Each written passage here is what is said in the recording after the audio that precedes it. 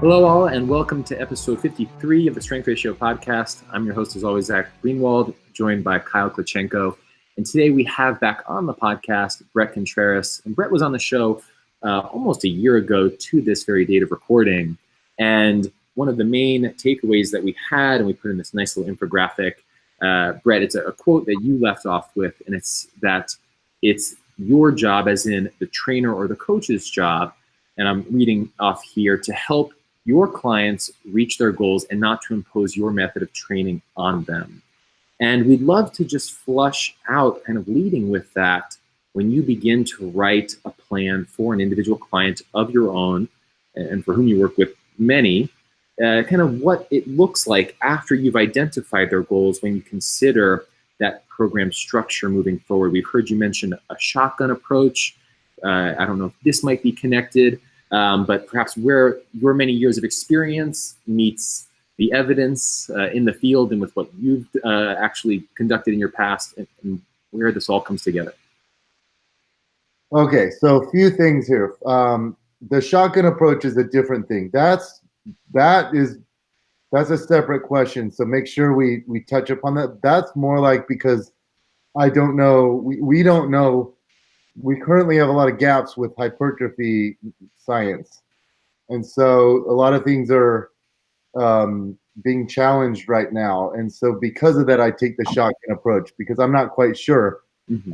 Let me address that in a separate question. And then this could be a separate question too, is it's kind of like what the evidence says versus what I've learned in practice. So that should be like a separate question. So first I'll address the quote that you said about our goal being, our job is to help our clients reach their goals, not to impose our biases upon them. And so I first started thinking about this many, many years ago, because most people fall under, they're either bodybuilders, powerlifters, Olympic weightlifters, strongmen, CrossFitters, and every one of us are very biased towards our way of training. So if you're an Olympic weightlifter, you have physique clients come to you and you're going to push Olympic weightlifting on them. Or if you're a CrossFitter, doesn't matter what the person's goal is, you'll try and get them to do CrossFit. But trainers need to be, that's all well and good if you're just your buddies just ask you, hey, I want to get into exercise and can I come with you type thing. But if you're an actual personal trainer, like if you're a strength coach, your job is to get the person better at their sport without hurting them and helping them prevent injuries. If you're a personal trainer, it's to just help them reach their goals with whatever they may be. And people have different goals. For example, I love the hip thrust. I remember doing a poll to my audience, and I think 13 or 15,000 people respond or something like this. And I said, why do you hip thrust? Is it for physique, for strength transfer to like the squat and deadlift? Is it for sprinting or like performance gains? Is it for, injury proofing your body, like bulletproofing your body? And I thought it would be like 90% for physique, but it was only like 63%. 37% of people primarily did hip thrust for other reasons, such as trying to, as an assistance lift for their squat and deadlift and stuff like that. So anyway, that thought of mine, that quote came to be with the functional training crowd, because I have this opinion that personal trainers and strength coaches and physical therapists, we get bored with our own. We know our stuff well. So it's fun to start thinking about the other field. And so, I have this joke that never knew that every strength coach wanted to be a physical therapist and every physical therapist wanted to be a strength coach. You just see this crossover, and it's like, stay in your lane. The physical therapist who just sees injured people all day long and doesn't train healthy, strong people, you don't understand. You don't get it. If you don't have a weight room and a gym when you're training tons of people week in, week out, you're not going to understand it. Now, let's say you specialize in working with people with shoulder injuries, and every time they do a push-up, it hurts. You're going to say, oh, push-ups are bad. No, push-ups are great. Push-ups may not be good for people with shoulder injuries, just like squats may not be good for people with knee injuries right away, but they're a great exercise altogether. And yeah, think if you specialized in low back injuries, you tell everyone do not deadlift, don't ever deadlift, and then that now I'm bagging on physical therapists, but now I'm going to bag on the strength coaches who try to act like, in physical therapy, just it's just all about just give them the big basics. They just need to do the big basics. One popular strength coach said that all physical therapy is just a bunch of BS, and you just need to get them strong at the big lifts with good form.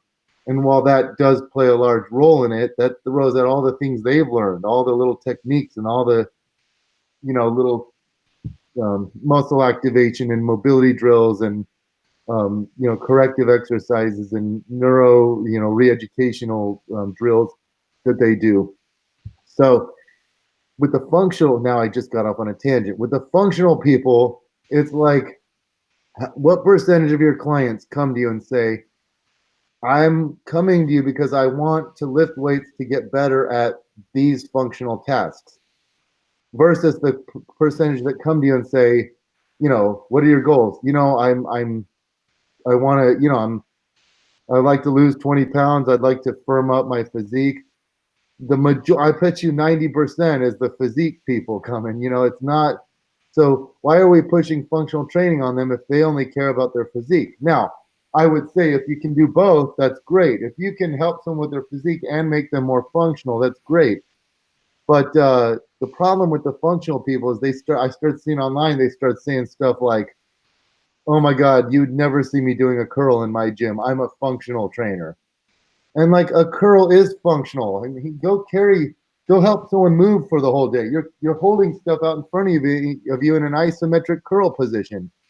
Your biceps get fatigued. Try holding a baby for a while. Your biceps get fatigued. And so the curl is functional. In fact, it's probably more functional than a lot of the stuff we do, even though it's a single joint movement.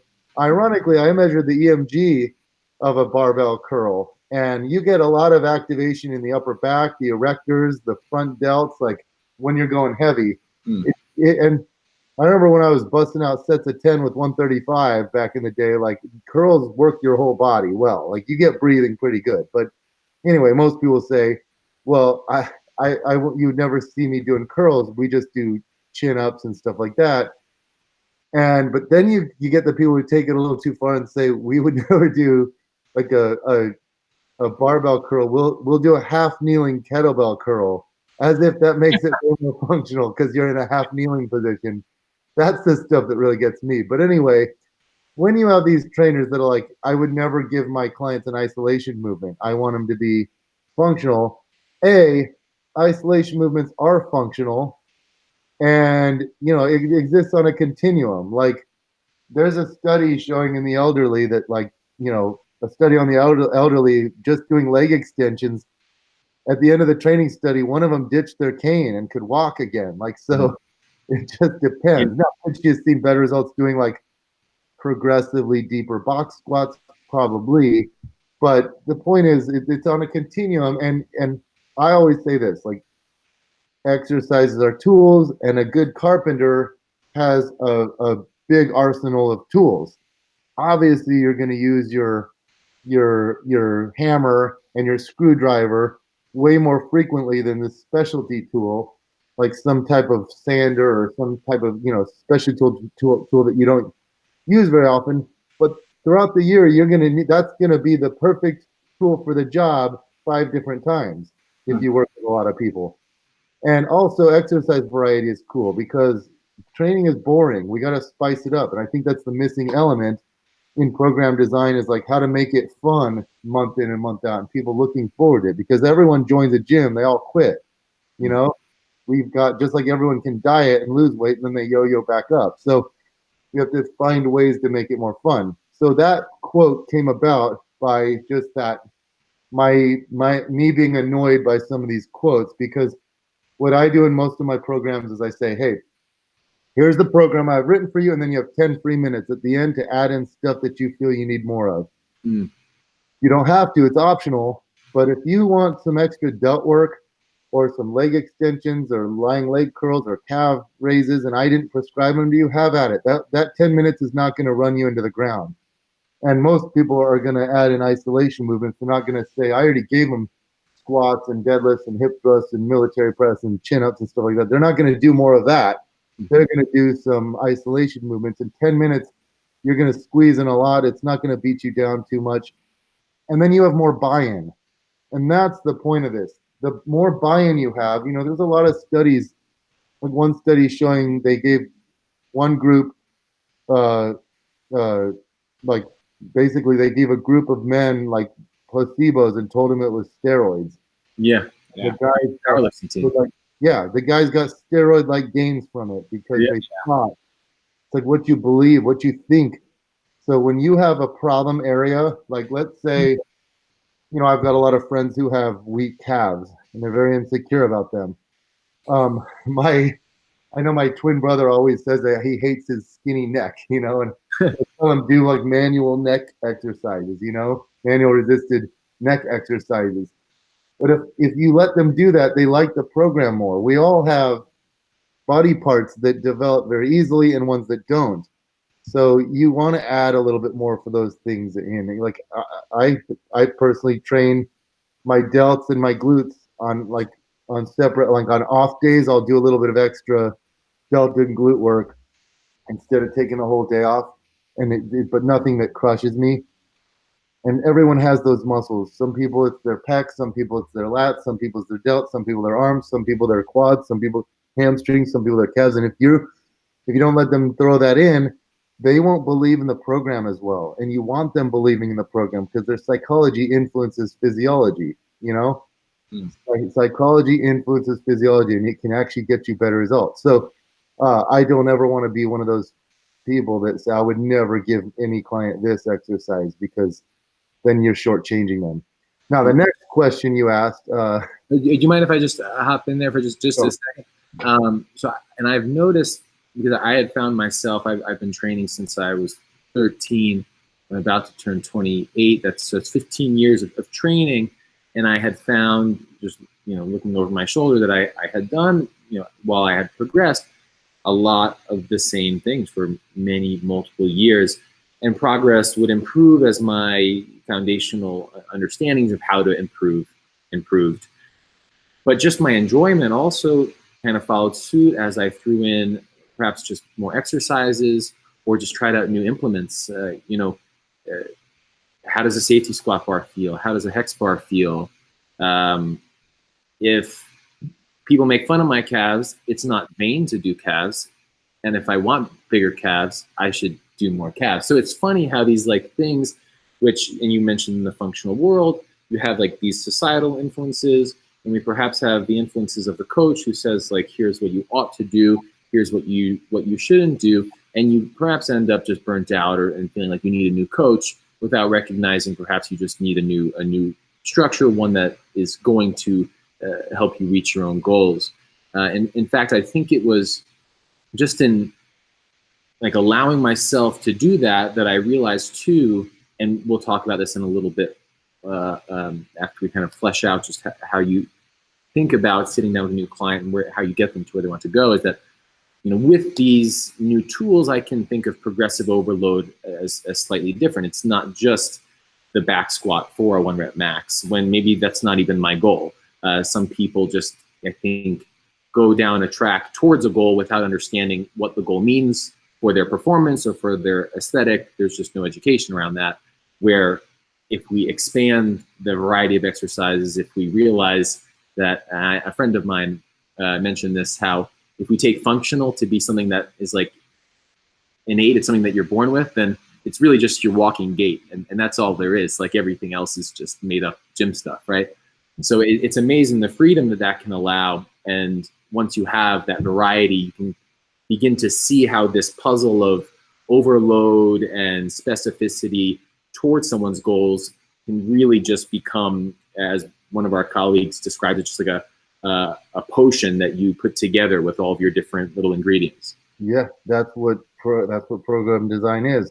And imagine if I said, all right, for the next year, you're gonna train 3 days a week, Monday, Wednesday, Friday. You're going to do 5x5 back squats, bench press, deadlifts, military press, and chin-ups. My God, Awful. I mean, we might see great results from that, but I would think about being like mid-year, like, 6 months in, when I got 6 months left of this, I would start hating the gym, and also I can't deadlift heavy 3 times a week anymore. I can bench and squat 3 times. I can hip thrust 3 times a week. But even with hip thrusts, I have to, do like one day, and that's with the beauty of it all. Like I can, realizing that different lifts have different frequencies for different people. When I was in my 20s, I could pull heavy twice a week. Now I can't. So I deadlift heavy once a week, but I can still do hip hinges. It's just one day needs to be a heavy dumbbell back extension or a stiff leg deadlift where I don't quite I'm not going to failure.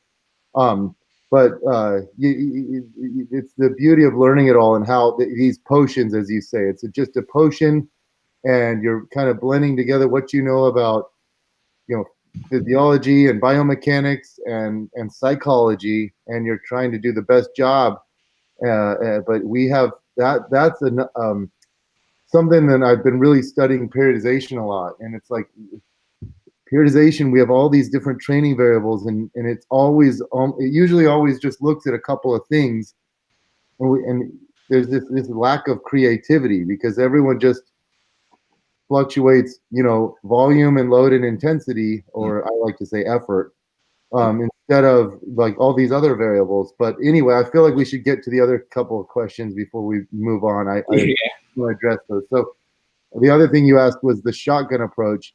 And that was basically like there are thought to be 3 primary mechanisms of muscle hypertrophy: mechanical tension, metabolic stress, and muscle damage.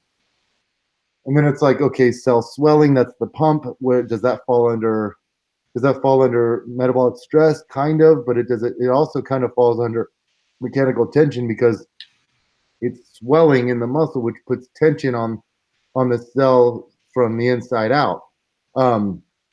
Muscle damage can do that too with the swelling, but we think the pump helps with hypertrophy, but we have no direct evidence of it. We have evidence in other tissues, but not with muscle. Is it enough? Is it enough muscle pump? Is it intracellular pump, or is it extracellular? And is it enough to where the structures around the cell say, ooh, this is a threat to my ultrastructure, I better ramp up and get stronger and increase the integrity of the cell, or else it'll tear. Does it perceive it to be a threat, or is this just bro science? Yeah. Metabolic stress has been criticized. People have said it's not the buildup of metabolites, it's just the sole fact is that you're increasing muscle activity as you fatigue, which ends up causing more tension. And it's not the metabolic stress that's causing the muscle growth, it's the increased tension brought about by going to close to failure as you rep out. And then muscle damage has also been criticized. There's a couple of studies that come out that cast them down, like basically, the more you damage the muscle, you have to repair that now. And it actually can be detrimental because you can't, if you damage a muscle too much, it takes a long time to repair that, and you're using a lot of your energy that could be used to building muscle for just repairing muscle. Mm-hmm. And it's a convoluted maze right now. There's a couple of awesome papers that emerged this year by Wackenage is the guy's last name, but Brad Schoenfeld was on a paper. Brad's my best friend, and basically something. The paper, the title was something to do with sensors and signals. I'll type it into Google right now. Sensors and signals. This was a key paper that kind of, stimuli and sensors that initiate skeletal muscle hypertrophy following resistance exercise. This was published in January this year by Henning Wackeridge, Brad Schoenfeld, Lee Hamilton, Merritt Leahy, and Juha Holme, which is published in the Journal of Applied Physiology. This was such a classic article, and it's really talks about what we don't know and what we need to find out. We don't know at the molecular level, basically the sensors and the stimuli that actually, we know about the mTOR pathway, we know about pathways, but we don't know a lot of stuff is up in the air. Because of that, I want to ensure that my clients get maximum hypertrophy, so I take the shotgun approach. So I will say, all right, I want them to take the glutes, for example, because I'm the glute guy. All right, I want them to get tension on the muscle. So how do I get tension on the muscle? Well, we go heavy. That doesn't mean 1 rep max. It just means go heavy, like sets of 5, even a set of 10 where you go to failure. That's tension on the muscle, right? And progressive overload, and choose the best exercise for the job. Choose the exercises for every muscle group that really put a ton of tension on the muscle. Okay, so that's paramount. That's number one. Also, the mind-muscle connection. Don't just heave the weight around and use crummy form. Use good form. Control it through a good, the full range of motion. That's increasing tension. What about metabolic stress? Well, since this is and like the pump, the burn, since these are scrutinized, and since even like Brad and everyone agrees that tension is king.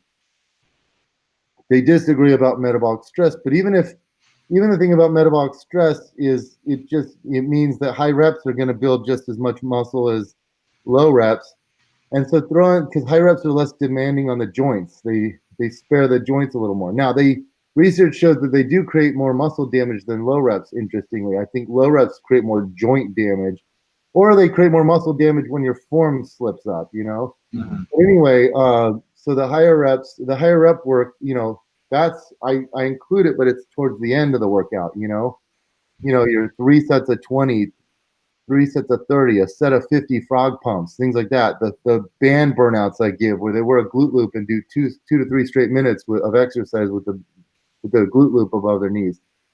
And then muscle damage, that's scrutinized, but in my mind, I think on my current understanding, I think it helps. So I make sure to include lunges and Bulgarian split squats and squat deep.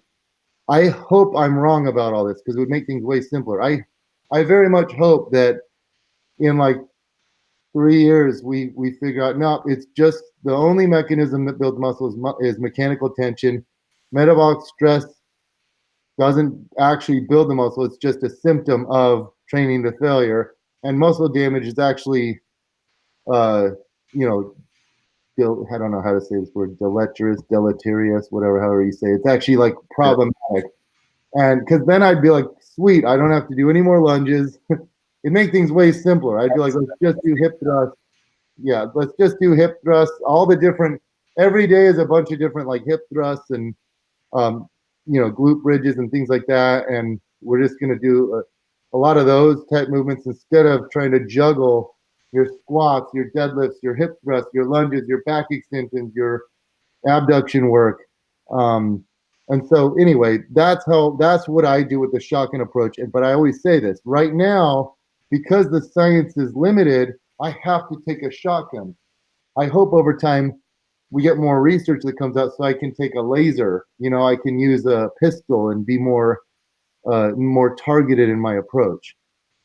And then there was another question. I think I forgot it, but no, that I think that's great. I had heard you mention it, but I had not heard it fleshed out as such. And I think this also perhaps with these many potential mechanisms of growth, and you could also see this if you're someone in this functional world who you might not be thinking of hypertrophy, you might think of like your strength and your endurance. This can speak to doing a little bit of everything, right? So we have clients that we work with individually, both here and remote, but then for group class structure, we have Olympic weightlifters and they get in their work the top of the class. But then when it's just a strength and conditioning class, we do, a compound barbell exercise. We make sure the technique's really good. And like you said, control through the full range. So you get that aspect of growth. We have some hypertrophy where we get to teach people mind muscle connection, and people who come over to us who had perhaps like a methodology imposed on them are like, oh, we get to do curls? Like, that's okay? Like, ethically, this is okay? And we're like, in every way, it's okay. And then what we do as well is we involve, we do frog pumps, we do band walks, we do all types of bridge exercises, things that without you we would not have involved, nor would we get this potential aspect of growth and also this potential aspect of enjoyment that a lot of our clients love. The way we will culminate a class, because it is truly a strength and conditioning class, is with basically filling in as safe as they're able to some kind of high intensity interval type work. Now, I'm just wondering, I haven't quite heard you speak about cardio or have seen it featured with clients. Interestingly, we just had a researcher on the show in the episode prior to when yours comes out, who is a CrossFitter, and his PhD looks at CrossFit, and he's curious about CrossFit-related hypertrophy. He looks at all the volumes they do and the aesthetics that they have. Might be different than a figure competitor or bodybuilder, but there's a certain impressive aesthetic on the very high level of competition. And he even hypothesizes about perhaps certain restriction to the upper body during, say, a thruster. There are all of these really interesting ideas where, while you said the weightlifters are here and the power lifters and the CrossFitters, perhaps there could be this, with what we don't know, convergence of information and experience. But kind of with that last thing that I mentioned is, do you ever use cardio as a form to use that metabolite type pathway, or for a client's enjoyment if they like it? It's something I just haven't heard you speak much about. Okay.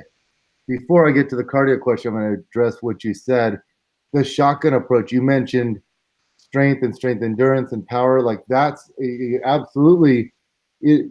Using the shotgun approach applies to building power, strength endurance as well, because you hit the different rep ranges and you're trying to build. If you're working with athletes, you want to basically shift the entire force velocity curve, upward and rightward. You want to get them stronger and more powerful at all velocities. And then also this shotgun approach, it also applies to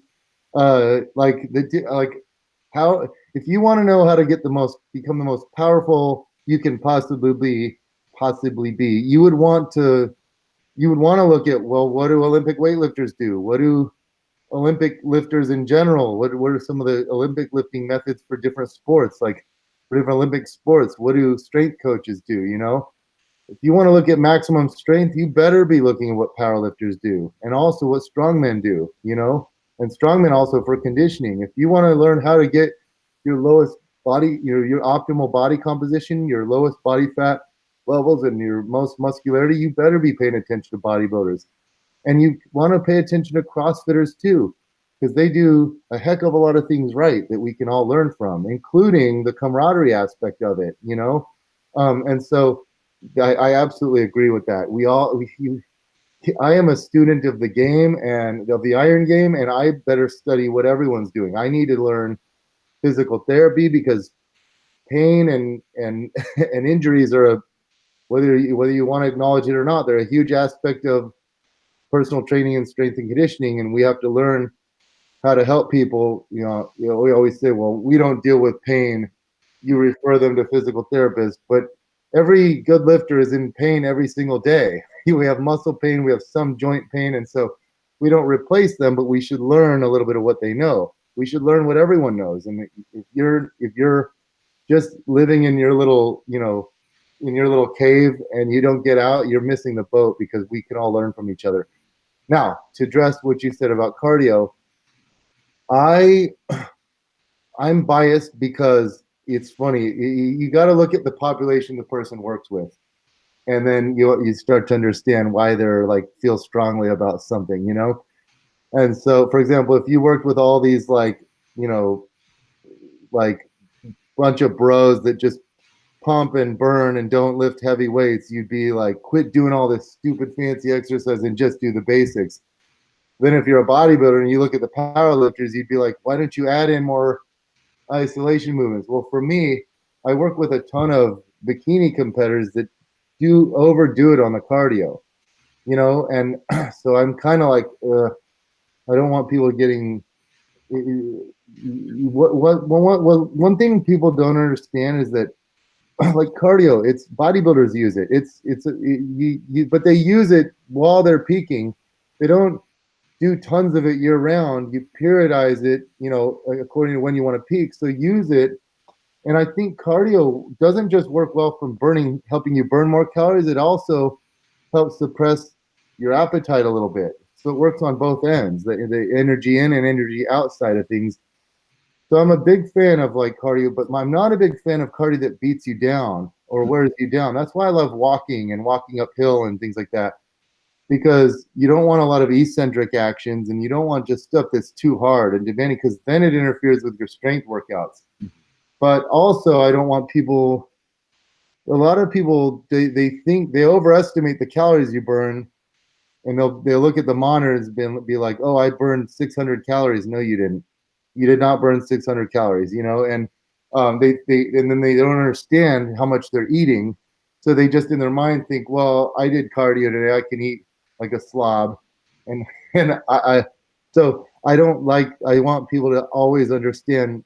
Like, it's good to track your food intake for like a month, just so you start to realize, oh my God, I didn't realize when I sit there with the chips and salsa for 30 minutes, I'm taking in this much calories. Or when I just snack on this, I never realized that was actually 1,000 calories right there, And so it lets you, and then you start equating that to exercise, you're like, oh my God, this this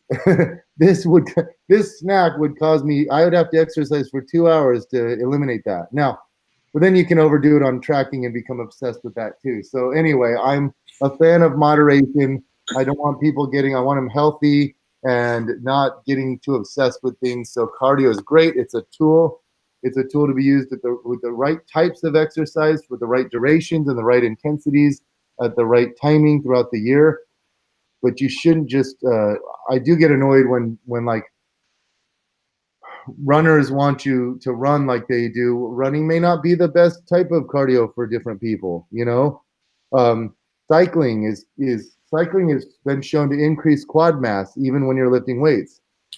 Running has been shown to decrease. It's a lot of eccentric absorption. So we don't have a ton of research. I'd like to see more research on that, but I like people to mix around their cardio. I like them doing walking. Walking outdoors is relaxing too.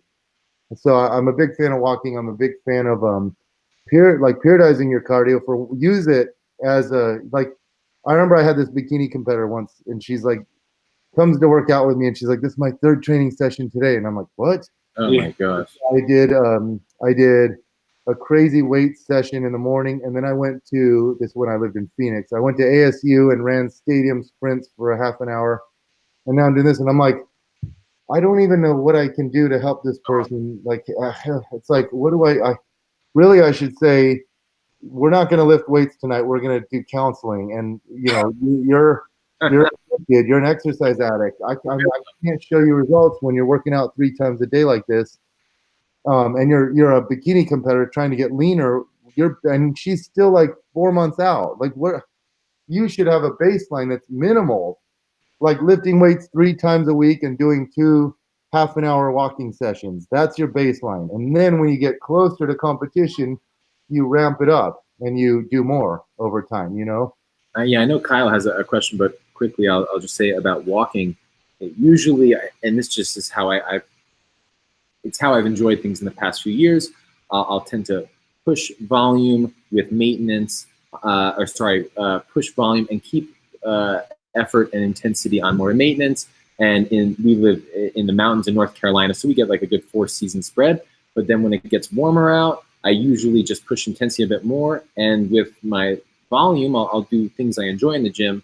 But just from like a psychological standpoint, and the fact that as Westerners we don't move a whole lot, going on walks, like I'll get like probably the most lean I've ever been, just because I'm spending so much more time on my feet without even changing my diet. Yeah. And it's just good for my mental health too, to have that time. But I know Kyle has been wanting to follow up in the next question. Yeah, I just wanted to ask a question about periodization and programming with that, especially because you said earlier you've been reading a lot more on it. And this would for sure be very context dependent, depending on if you're working with a weightlifter or CrossFit or bikini competitor. But with a lot of like classical periodization being, I guess, questioned more recently, that it has to be so, what would be the word, like independent, where you do one thing and that phases into the next and the next. Do you, I guess, like with hypertrophy, like you have the shotgun approach, you're trying to hit everything at one time, but then you also said how that could apply to sports athletes, have more of this, like, and this is how we program a lot for like our CrossFitters, like emphasis, de-emphasis, but everything's being worked on at all, like at the same time? Or do you do more of like the classical approach, or kind of what are your thoughts on that, and how do you change it depending on the population? Does that make sense? Yeah. I have like a whole unique system that's very, very unique. It's unlike, it makes the most sense to me based on everything I know. And I'd like to actually do some research on it but the problem with research on periodization, it's really hard. First of all, it's hard to get advanced subjects to stick, advanced people like to do things their way. Second of all, it's, like what amount of time is okay? Like 1 month, 2 months, 3 months, 5 months, 6 months, a year, 2 years? Yeah. The longer the study, because I carry out studies, and it's like the longer the study, the more risk you have of dropouts. But the shorter the study, the bigger risk you are of getting like a type 2 error. Like, basically you're not going to find significance. Yeah. Even though there might be, it might be a significant effect, but it's just you were limited in. It might lead to one, but you're just limited in your you don't have enough time to show an effect. So, so it's hard to have good quality research on periodization. But I have like a very unique system. That'd probably be better for a whole separate podcast, because I could break down all the different elements. But I totally agree with you. Like the classical ways, I think it makes a lot of sense. It makes a lot of sense to do, like, probably the most important way of fluctuating, like the most important variables to fluctuate would be, or like the most convenient is load, volume, and effort. Now, effort is hard to. I don't see effort. Some of the guys in the field start bringing this to the forefront. RPE, most RPE, RIR, stuff like that. I know my friend Eric Helms, Mike Israetel, God, what's that guy's name? Tashir? Mike Zoris and Mike Tushir, yeah. A lot of Mikes. All those guys have done a good job of, like, because it's kind of the missing link. We don't talk about how hard you're pushing your sets relative to failure. And it's funny because there have been a few studies that have just been published in the last year. 2 of them by a researcher named Barbalo, and then one looking at German volume training. And the one looking at German volume training, there's actually 2 studies by the same group, but one of them showed that doing 5 sets of 10 was better than 10 sets of 10. So it's like we have this GVT, do 10 sets of 10, and the group that did 5 sets saw better results. Now there's some caveats to that paper that I didn't like. Like they used they didn't do what was recommended by like Poliquin, who said pick one major movement per day, like bench press and like lat pull downs or something, Yeah. It wasn't do 2 movements in a day, and on leg day and on shoulder day they did 2 movements for 10 sets of 10. They also used like Poliquin's recommendation was use 60% of 1 rep max, and they used 80% for the legs. The leg 70 or 80, I think it was, for the leg exercises for 10 sets of 10. So I think it was good. I wonder if I could pull it up while I'm talking to you. I wouldn't make it to the second set. No, that's what they said. I think they said it was like 1 minute rest times, and it was like 1 minute rest times, and it was like, yeah, here we go. That's possible. Yeah, it was 1 minute rest times, and like, yeah, I imagine if your 1 rep max. Let's see, I'm looking it up right now. I know that 80%. Yeah, 60% for it was okay. Yeah, it was 80% for leg press, 80% of 1 rep max for leg press, and then they did lunges with 70%.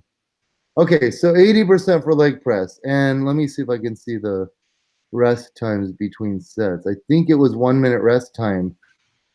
And like, so yeah, if that's the case, like, oh, 60 to 90, yeah, 60 to 90 seconds recovery between sets. So my 1 rep max leg press is 1,000 pounds.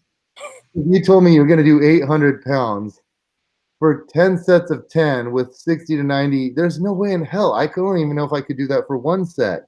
Yeah.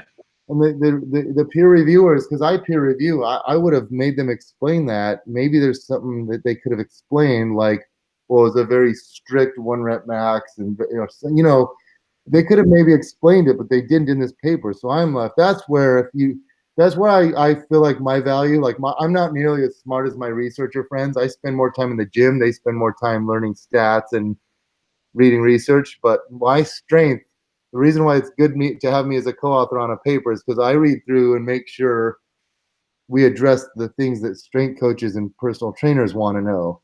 Mm-hmm. So it has more, and I think I improved the methodology from a ecological validity standpoint. Like I remember arguing with this researcher about it was a hip thrust versus squat, and he wanted to standardize the hip range of motion, and I'm like, that's not how you, and the tempo. But a back squat moves the hips through more range of motion and has more time under tension, whereas the hip thrust is less range of motion and it's more of a concentric action. On the way down, you actually kind of let gravity do a lot of the work. That would have been giving the hip thrust an unfair advantage because that's not the way people really do it. I want to know the first study, let's examine how do people really do them in the field. Then we can tease out other variables. But anyway, to that ridiculous 80%, 10 sets of 10, where it was basically not, it was proven to be junk volume, and that it wasn't as after 5 sets, or maybe somewhere in between, not as effective. Yeah, but even junk volume, I like that term junk volume. I use it myself, but actually in the other studies, it's actually detrimental volume. So in the other studies, it showed with this Barbalo, he has 2 papers now, and there's a 5-set, 10-set, 15, and 20-set group. And they're only training each muscle 1 day a week. So 1 day a week, you do like chest and back, another day like shoulders and arms, and another day legs, I think. So if you actually go to failure, now their definition of failure is you actually fail. Yeah. That's the difference, which I would argue that that's not very practical because we're not allowed to fail. Like imagine if you get kicked out of a gym if you were always failing on your squats, and you'd have to have 2 spotters on your squats, and it would just be grueling to watch too if everyone were always failing on every set they did, you have to go until you actually fail, and you have to have a spotter help you up. But anyway, when you train that way to actual failure, they found that the 5 and 10 set groups saw the best results, and 15 and 20 they actually went backwards and like lost muscle mass. So and this study was like a 6-month long study, which is so rare. Yeah. So we do need to be considering effort, and the guys I mentioned did a good job of bringing it to the forefront of the industry. It's hard for me as a guy who writes programs for a lot of people too, because I tend to write simple programs. Not necessarily easy programs, but I don't want to I see these guys make these crazy spreadsheets where it's like exercise, sets, reps, tempo, rest period, effort, like, all right, and you're like, and percent and load, like, so you have for every exercise you're giving them, use this much load, lift under this tempo, rest 6, and it's all unique for every single workout. Do you want them really counting their tempo on every single exercise they do? One thing about tempo, I do a lot of pause reps and eccentric accentuated reps and things like that, but it's the other stuff I just say do it how it feels naturally. I don't do it on it's like my default is to not mention tempo, but if it's something unique, like I want you to do an eccentric chin up, jump up, and then lower yourself for a count of 4. I'll specify, but otherwise, how are you going to say tempo with like when you have exercise like full squats or snatch grip deadlifts that are going to obviously take way longer because they have way longer range of motion versus like a frog pump that's like, even hip thrusts. I knew this from the old days of Instagram when it was 15 seconds clips, not 1 minute.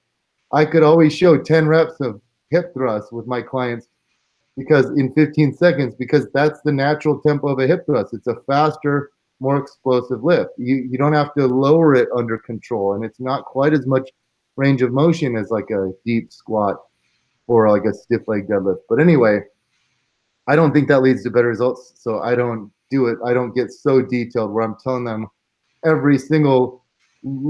every set you do, here's the load, here's the tempo, here's the reps in reserve, here's the rest periods, and it's all different and it's all crazy.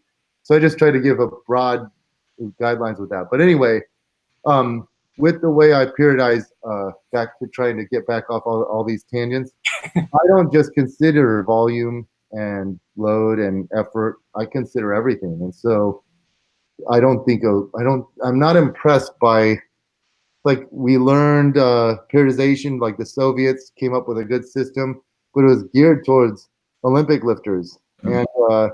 And then the coaches just ran with it, and they never kind of realized how different it can be. And different coaches over the years have come out with different systems, which are great.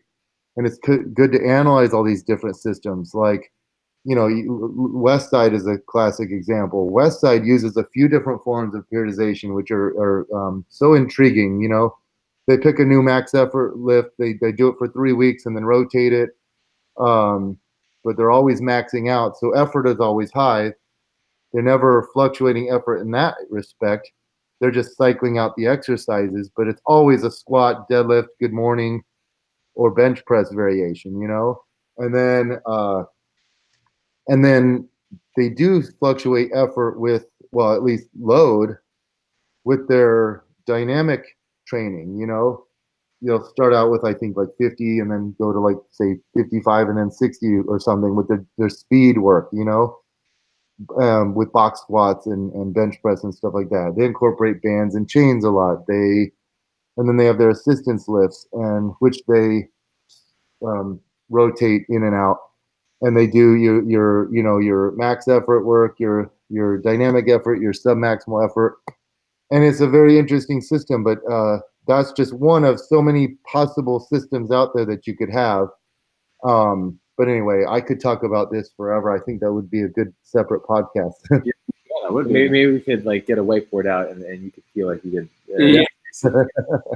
But one question that I have, and this I think can lead into the final topic, as we want to be respectful of your time, is, and we've mentioned progressive overload, and for those listening who might not like have a great pulse on perhaps what that means, as I think people perhaps have certain assumptions, is that when you look at those common misconceptions about progressive overload, what do you see, and perhaps with what progressive overload might more aptly be and more realistically be in the gym, is that how can we implement progressive overload over the course of the training life, even perhaps after we just may have tapped out our absolute strength, or perhaps how jacked we can get or how enduring we can get? How can we use progressive overload to maybe like recalibrate maxes, or see it as like just little improvements over time, not like every microcycle has to be better than the one prior? I'd love to hear your thoughts. Yes, so this is a great question. And the Instagram post I know that gave you that raised this question, it was funny. I came up with that infographic because I was training my glute squad, and I always try to preface beforehand. I'm like, you guys need to use progressive overload because I see them doing the same thing, or they just go and do like 3 hard sets. Like, it might be with 135, it might be with 185, it might be with 225. They don't want to change the plates, they don't want to count, they don't write it down. They just, when you do that, you can probably achieve 75% of your possible results. You can get a good physique just going in and working out hard and not ever writing anything down. But when you write stuff down and you're actively trying to beat it, you see better results. It's also a lot harder. It also is a lot more dangerous. Like I always laugh at these people who have not laugh, that sounds conceited. I shake my head, I guess, because I think the people who develop these systems, like, I can get you pain free, and it's, yeah, there's nothing special about your system. You just got them to quit lifting heavy for a while. Yeah. You just like random stuff. Yeah. If I just went to the gym and I didn't try to set records and I just did like mind muscle connection and did like 3 sets of whatever weight I can do for that day with really good form and with no goals in mind. And I didn't care about the exercise. Like, I don't feel like squatting today. I'm going to do, leg extensions and Bulgarian split squats. And then the next time, I don't care. I'm just going to do leg press and, sled pushes. And then the next time, and it's just different every time, but you're never, ever thinking much about load. You could get a good physique that way, and you'd probably have much healthier joints. And you could get in really good shape that way, but you won't achieve your maximum strength or physique or muscularity that way. So, I think what you said is critical. You said like recalibrate your 1RMs and just change you can always be setting records, but you can't I always tell people, like, what do you think? You think it works this way where you add a rep a week or you add 5 pounds a week. 5 pounds a week would be 260 pounds in a year. In 5 years, you'd be lifting over 1,000 pounds more.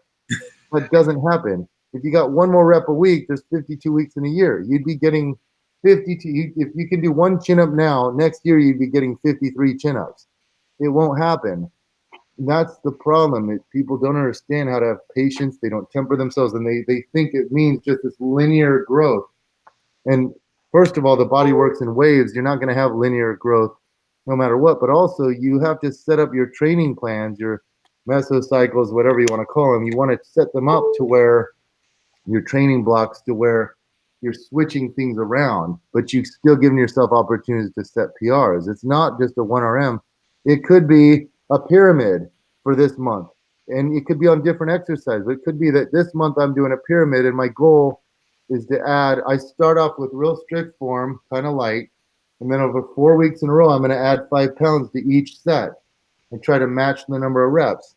And so at the end of 4 weeks, you're getting 20 pounds more than you did when you spend week 1. And then you switch to a 3 sets of 8 situation. Maybe you do 3 sets of 8 with the same weight, and you're trying to get a 3 sets of 8 total. Do 3 sets of 8 with the same weight. Like, I'm going to try and get 3 sets of 8 with 315 pounds by the end of the 4 weeks. I start off with 295, and I hope to get 315. It could be you do 3 sets of 8, but it's ascending sets to where you're only looking at really the top set, and you hope that by the end of the month you hope to get a new record with that top set. It could be just you look at the loads. Like, I used to do this. Every week I do hip thrust 3 days a week. This one I got my 815-pound hip thrust. I was hip thrusting 3 times a week, but only one day would I go for a PR. One day was band hip thrust. One day was barbell plus bands, and one day was just straight barbell. And I just picked any record to try to hit. And I knew what I could get with each load.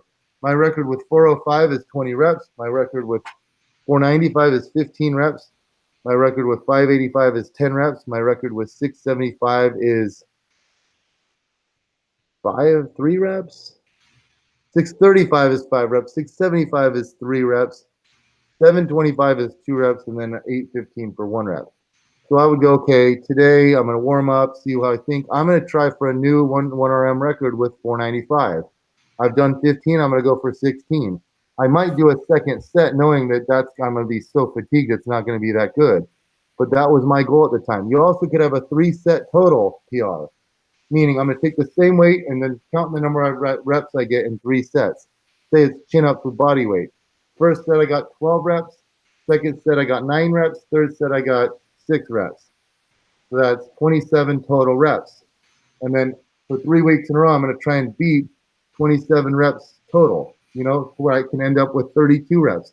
Those are all instances of progressive overload, and most people just think it means getting stronger on your 1 rep max. So before my glute squat, I was telling them, you need to use progressive overload. And I see them all during that hour doing like 405, doing it like 3/4 of the way up, not locking out. And I'm like, Oh my God, I need to teach them about progressive overload. They thought it just meant like maxing out, even though I tried to tell them, and they're like, it's all good, coach. I'm using progressive overload. And I'm like, that's not progressive overload. Just means setting records, setting personal records. But once, like every few months, every 6 months, you should reset.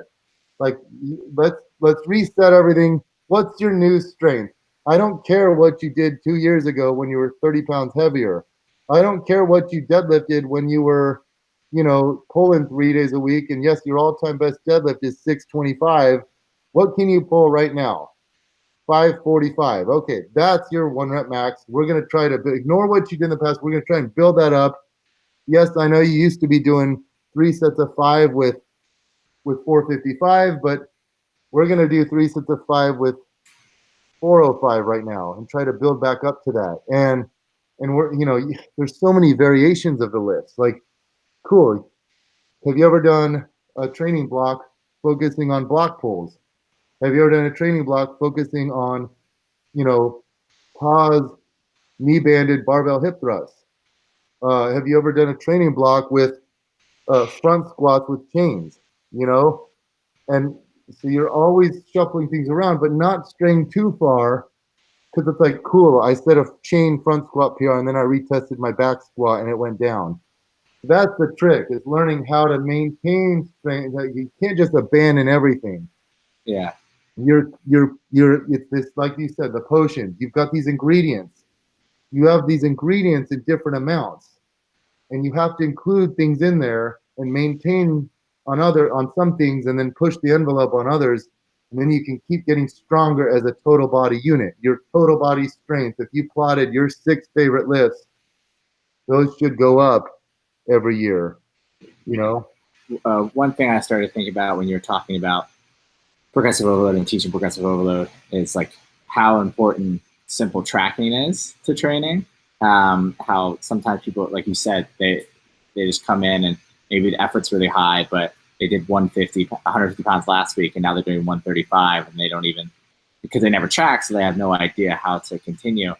And then also how much training is really an accumulation over time that leads to progress versus, like you said, your best deadlift pull when you're doing it 3 times a week for 8 weeks. You hit this PR deadlift, but then you went back to 1 times a week deadlift. Like, it's not still 625 because of short-term, like super condensed training plans can maybe push you for these PRs, but that doesn't mean that it's like really a long-lasting adaptation in the body. Actually, so interestingly, the research on maintenance is that you can maintain strength very easily. So I'll tell you, funny, I've deadlifted 615 and 620. So 620 is my all-time PR. Now I hit 615 pulling 1 day a week. 1 rep a week, really. Here's what I would do. I was pushing my squats, my hip thrusts, my lunges. Those things I found transfer to my deadlift. I just need to make sure my grip stays strong. So I do grip work, because as long as I can grip that barbell, and I was pushing my squats, my hip thrusts, my lunge, my like front loaded reverse lunges, my reverse hypers, I was pushing those really hard. Back extensions, I remember doing 45-degree barbell back extensions with like 225 for 3 sets of 10. I was strong everywhere. I would do 1 rep of deadlifts a week. On Friday is the first lift I do. I do sumo deadlifts. I do some squats to warm up with. I always like squatting before my deadlifts, just to like 275. Then I put 405 on the bar, do 1 rep. Then I put 495 on the bar, do 1 rep. And then I use that as a barometer. So how did 495 feel? If it felt sluggish, then maybe I'd go for 545 for a single.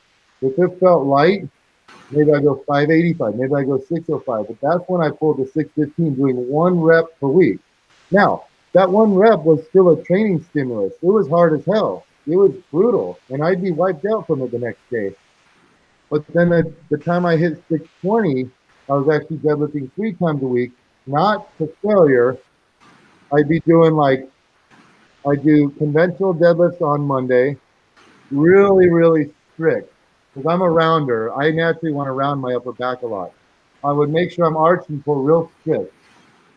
And then Wednesday, I would do 3 sets of 8 stiff leg deadlifts, not trying to go up. Like I've done stiff legs with 405, 455. I would just use 315 and get a nice stretch for 3 sets of 8. And then Friday, I do sumo deadlifts really hard. So it's the deadlift is like a unique animal. It doesn't play by the same rules as the other lifts. But anyway, but what you mentioned is when you have like a DUP phase where you're really doing some lifts, say 3 times a week or multiple times per week in different rep ranges or with different styles. That's when you can really accelerate your progress, especially if you do it first in the workout, and then put it on the back burner. You'll be amazed at how that's the problem. People remove lifts completely. They'll be like, "Oh, I haven't benched in 2 months. I've been focusing on this instead." Why didn't you just do 1 set of bench a week? You maintain it.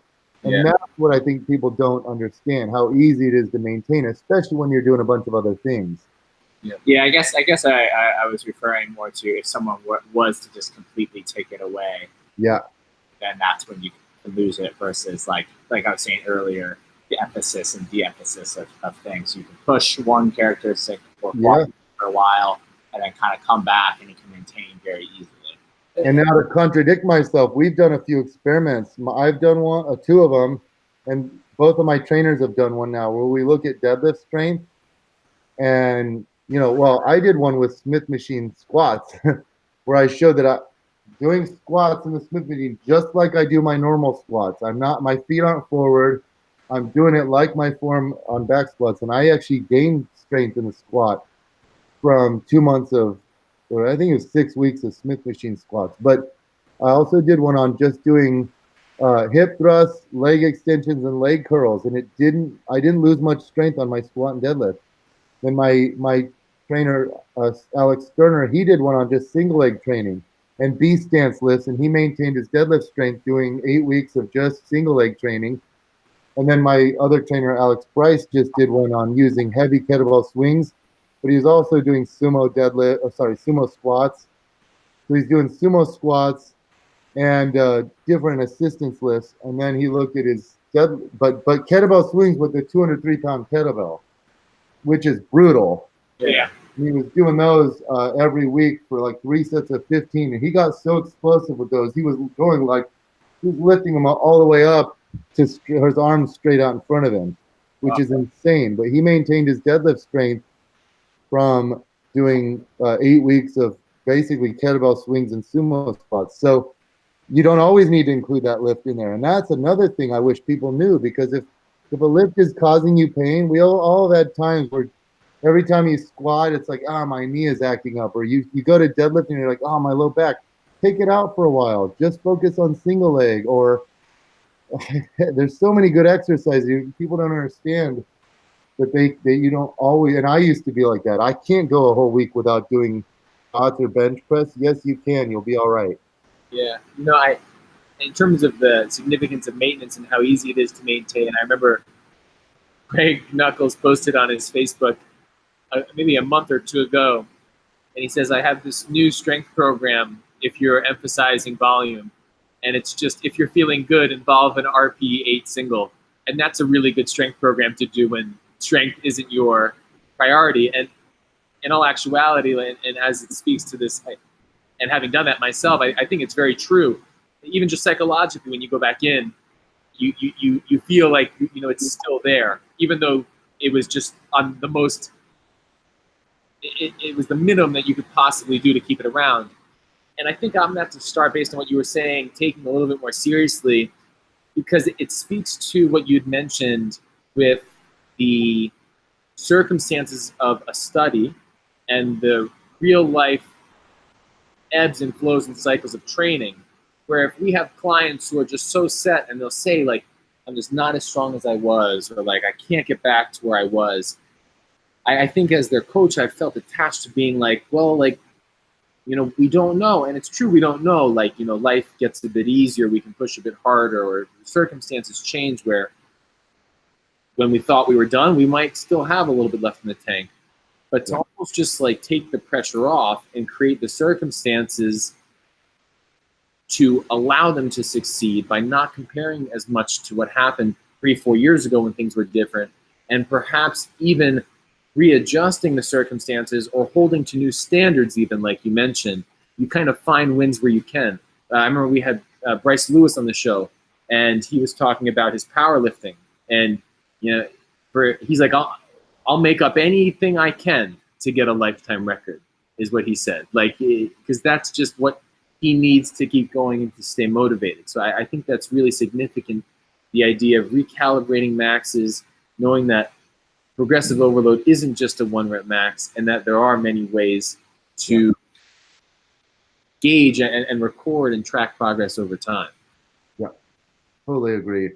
That's awesome. I hung out with Greg a couple months ago, and he was saying he basically lifts hard like once a month, and he always deadlift, 700 and squat 700, and I'm just blown away by that. I can't get over that.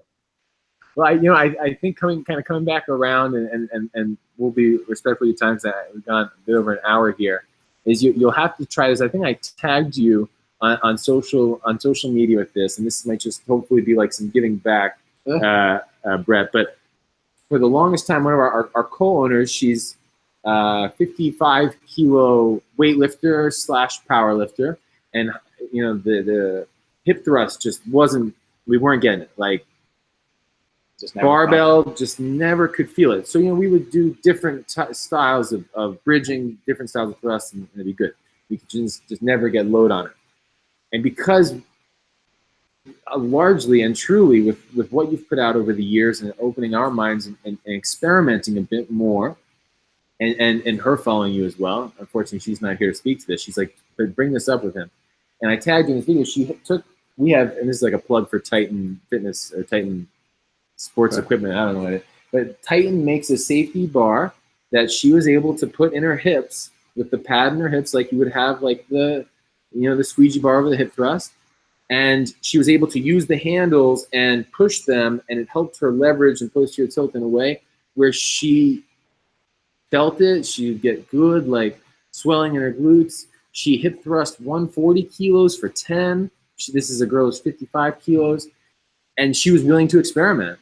And I remember, I think I tagged you that, and you're like, I actually never had seen that. And we've had multiple more people who said that, the hip thrust isn't for me, but they tried on our particular safety bar, and they're like, yeah, it's a game changer. So hopefully it comes back around. I don't know if it's funny you say that, because I feel like at my seminars, I think I've been personal training so long, I'm bored, and so I like challenges. So I always say, hey, raise your hand if you can't, if you're one of the people who don't feel your glutes well in a hip thrust, and then I make it my goal. And I said earlier, you should be, have a wide arsenal. Like, there's all these things you can vary: the bench height, their foot distance away, their spinal pelvic posture, their stance width, whether they push the whole foot or their heels, whether put a mini band around their knees, the type of resistance, band, barbell, their foot setup, if it's frog, if it's narrow, it's wide, it's even like little things like, looking up versus looking forward. I teach you looking forward, but some people like it when they look up. Everyone's different. I've had one client who feels more when she does a narrow stance with her feet pointed towards each other, but the majority of people, that's their least glute. I'm publishing a study that has the lowest glute activation, but not for this person. She has different hip anatomy. So you just got to experiment. I can always find a way to make people feel their glutes on hip thrusts. You can always find a squat variation that works well for someone. You can, same with deadlifts. That's the beauty of, we have so much to learn as trainers and coaches, and over the years you just accumulate more and more expertise and more feathers in your cap. Awesome. Well, Bret, like you said, we want to be respectful of your time. We've taken a lot of it, but thanks so much for coming on. We really appreciate it. My pleasure. All right, we'll talk to you soon. We'll maybe have you back on for that programming talk. Yes, thanks, guys. It was great. Yeah.